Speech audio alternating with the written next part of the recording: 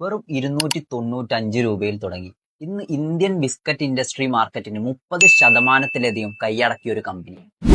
1892 കൊൽക്കത്തയിൽ കുറച്ച് ബ്രിട്ടീഷ് സംരംഭകർ ചേർന്ന് ഒരു ബിസ്ക്കറ്റ് ഉൽപാദന കമ്പനി ആരംഭിച്ചു. എന്നാൽ ആ കമ്പനി ഒരു സക്സസ് അല്ലാത്തതിനാൽ 1897 ബ്രിട്ടീഷ് സംരംഭകർ ആ കമ്പനി ഗുപ്ത ബ്രദേഴ്സിന് വിറ്റു. പിന്നീട് അത് VS ബ്രദേഴ്സ് എന്ന പേരിൽ പ്രവർത്തനം ആരംഭിച്ചു. പിന്നീട് 1918 CH ഹോംസിനെ VS ബ്രദേഴ്സ് കമ്പനിയുടെ പാർട്ണറാക്കി. അവിടെ നിന്നാണ് നമ്മൾ ഇന്നു കാണുന്ന ബ്രിട്ടാനിയയുടെ തുടക്കം.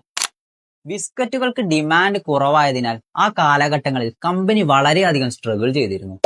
എന്നാൽ രണ്ടാം ലോക മഹായുദ്ധ കാലത്ത് ബ്രിട്ടാനിയയ്ക്ക് ഒരു ടേണിംഗ് പോയിന്റ് ലഭിക്കുകയായിരുന്നു. സൈനികർക്ക് ബൾക്കായി ബിസ്ക്കറ്റ് എത്തിക്കാനുള്ള കരാർ ബ്രിട്ടാനിയയ്ക്ക് ഇന്ത്യയിൽ നിന്നും ലഭിച്ചു. ഇതിനുശേഷമാണ് കമ്പനിക്ക് കൂടുതൽ ഡിമാൻഡും പോപ്പുലാരിറ്റിയും ലഭിക്കുന്നത്. നുസ്ലിവാദിയുടെ കടന്നുവരവ് കമ്പനിയുടെ വളർച്ചയെ മറ്റൊരു തലത്തിലേക്ക് എത്തിച്ചു. ബിസ്ക്കറ്റ് മാത്രം വിറ്റതുകൊണ്ട് കമ്പനിയെ വിചാരിച്ച രീതിയിൽ വളർത്താൻ കഴിയില്ല എന്ന് മനസ്സിലാക്കിയ നുസ്ലിവാദിയ അദ്ദേഹത്തിന്റെ നേതൃത്വത്തിൽ പാൽ ഉൽപ്പന്നങ്ങൾ കൂടി ഉണ്ടാക്കാൻ ആരംഭിക്കുകയാണ്.